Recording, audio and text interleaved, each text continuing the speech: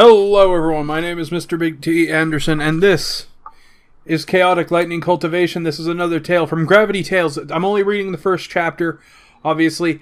Tried to rest my voice, but let's just say I tried listening to Nicki Minaj for the first time, and that didn't work well. Anyway. Oh, pardon me.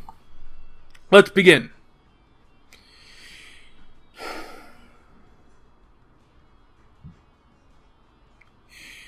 In the endless vast mountains, there reside hundreds of greater and lesser sects.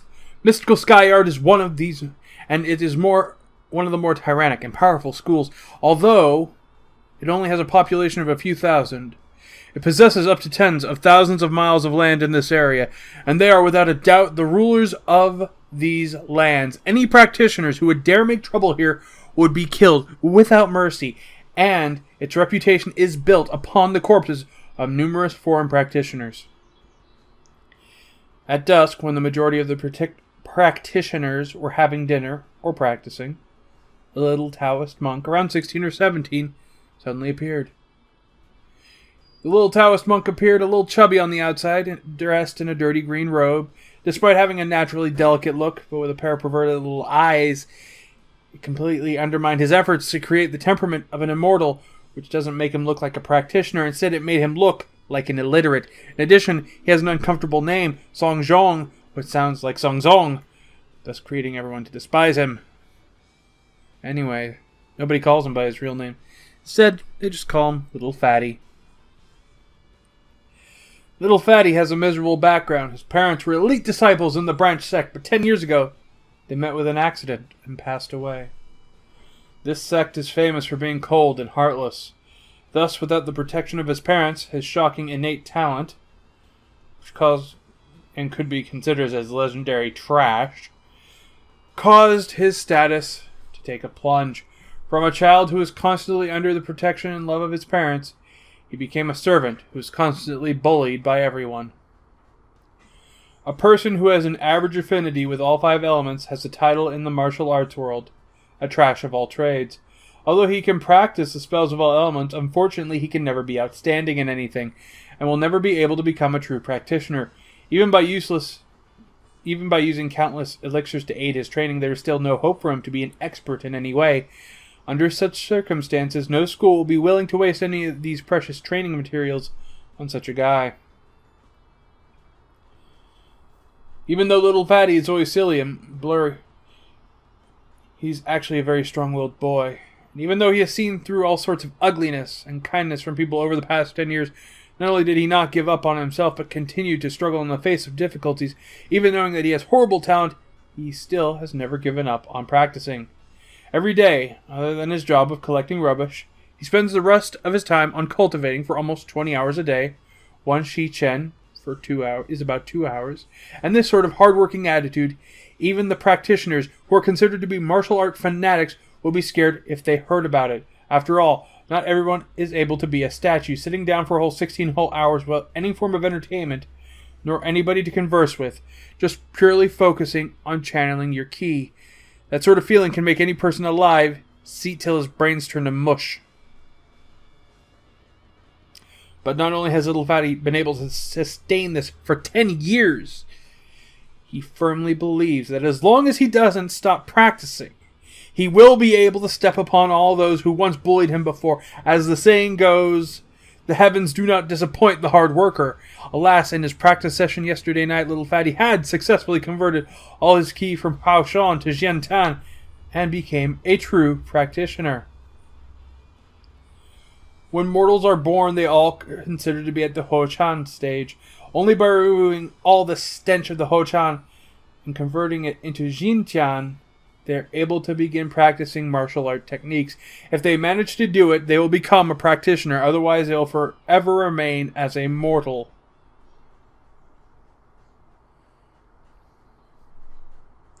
However, in the face of such results, other than laughing bitterly, Little Fatty had nothing to be happy about. This is because those with talents have been able to cross the hurdle before they are 10. Some genius, supplemented by their family's resources, are even able to achieve this when they are merely 5 or younger. In other words, as compared to him, These people have many more years to cultivate. One must know that cultivating is an act which defies the heavens. It is essentially competing with the heavens for time. If one is unable to achieve any progress before his lifespan is over, what awaits him is nothing but death.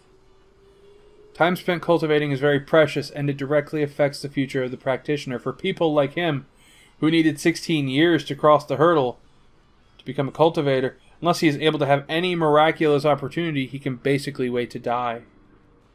In fact, the reason why Little Fatty has taken the gamble is because he really has such an opportunity, which comes from an unknown treasure left by his parents. According to his parents, the treasure came from an ancient cave, and looking at the structure, the cave owner is likely to possess paramount strength.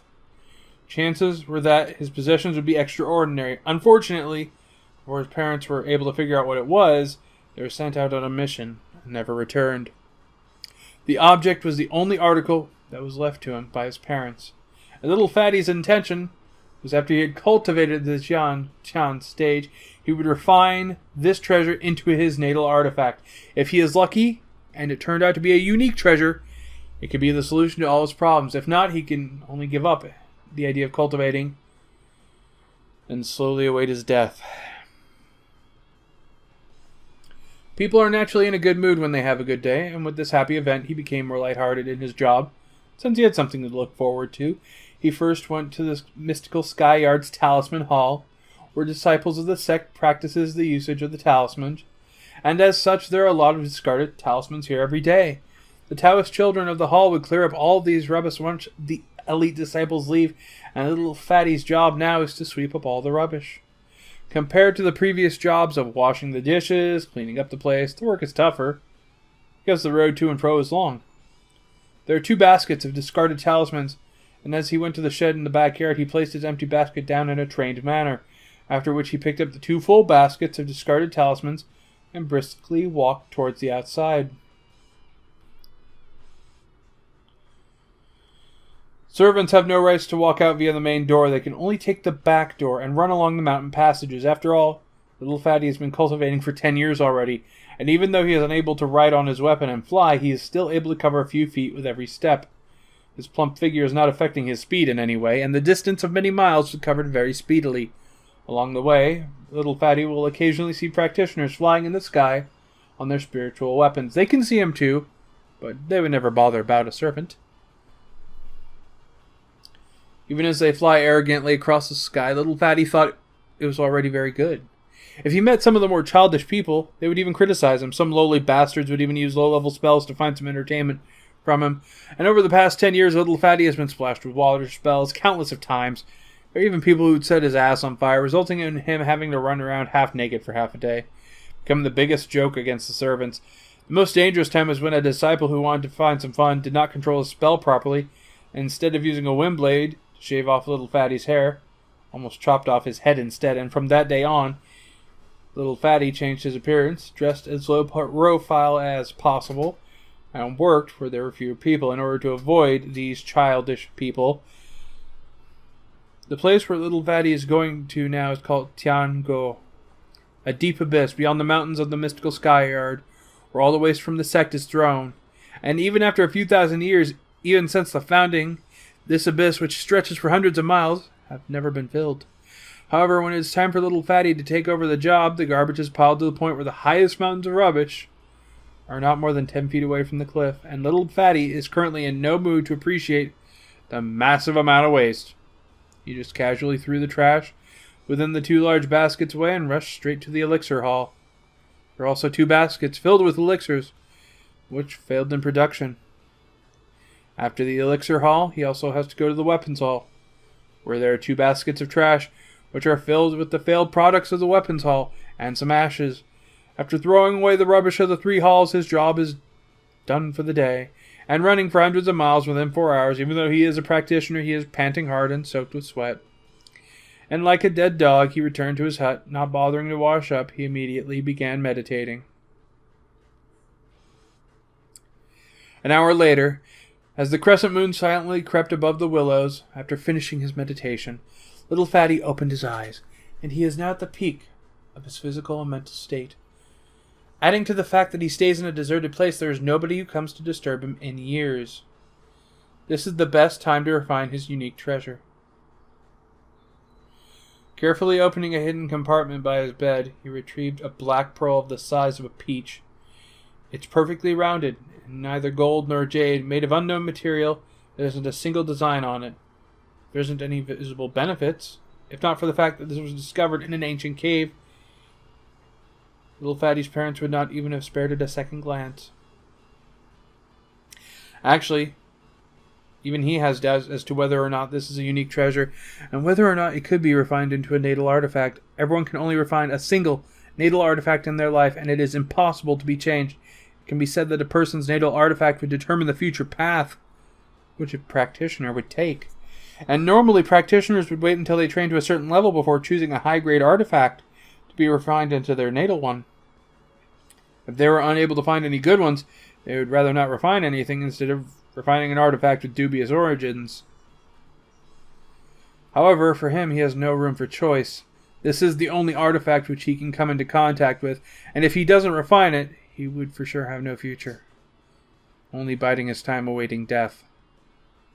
Thus, even though refining it could be dangerous, he hung on to that sliver of hope for a miracle. And as he stroked the black pearl and laughed bitterly, telling the black pearl, "Pearl, oh Pearl, please do not let me down." After saying this, his face tightened with determination, and resolutely cut his wrist with his nails, dripping his natal blood essence on the pearl. As the essence came into contact, it was immediately sucked into the pearl, as though the pearl was a monster with a voracious appetite. And that was Chaotic Lightning Cultivation. I do hope you enjoyed it. Links down below. Please give it a read if you thought. This is something that's a little bit more interesting. I like how this is kind of being built. I'm going to definitely spend some time reading this, and I hope you do too. So, thank you for listening. I do hope you have a good one, and ta-ta for now.